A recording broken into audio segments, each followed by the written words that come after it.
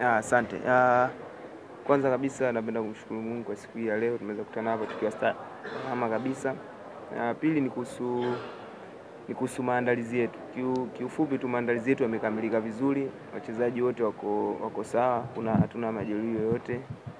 Na kile ambacho ameweza kukisema mwalimu kwa asilimia kubwa kimeweza kukamilika. Oscar, kutopata matokeo katika michezo 4 mfululizo imeathiri kiasi gani nyinyi kama wachezaji kuelekea mchezo dhidi ya Yanga Africans? Kwanza ukiangalia kweli mechi zilizopita takriban 3-4 hatujaweza kupata matokeo mazuri. Kawaida tu hatuwezi kuwa na hali ya kusema kwamba tunajiamini sana, hapana. Lakini kwa hiki kipindi kifupi ambacho tumeweza kukaa na mwalimu ameweza kuangalia makosa gani ambayo tumekuwa tukiyafanya mara kwa mara na kuweza kuyapunguza kwa kiasi kubwa ili kuelekea kwenye mchezo wetu wa kesho. Ni umakini, ametusaidia na umakini na kuangalia tupunguze makosa ya kujirudia kwenye kila mchezo ambao tunafanya. Hakuna urahisi kwenye mechi yoyote.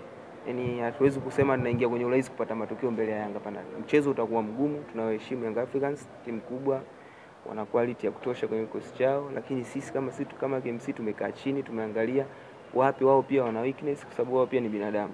Kwa hiyo mtu anapokuwa anacheza ukimlazimisha kufanya makosa, anafanya makosa. So sisi tumejipanga kwa nafasi ambazo tunaweza kuzipata kwenye mchezo wetu wa kesho, tuweze kuzitumia vizuri.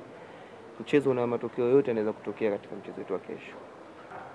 Kwanza kweli jawa na finishing nzuri, hasa eneo letu la striking, lakini hasa kabisa striking inaanza na timu kwa ujumla.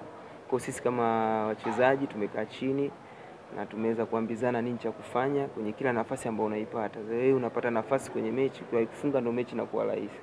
Kwa hiyo sisi kama kuelekea kwenye mchezo wetu wa kesho tumeambizana, tumepeana morali ya hali ya juu. Tunahitaji katika mechi kesho kupambana mwanzo mpaka mwisho, chochote kinaweza kutokea.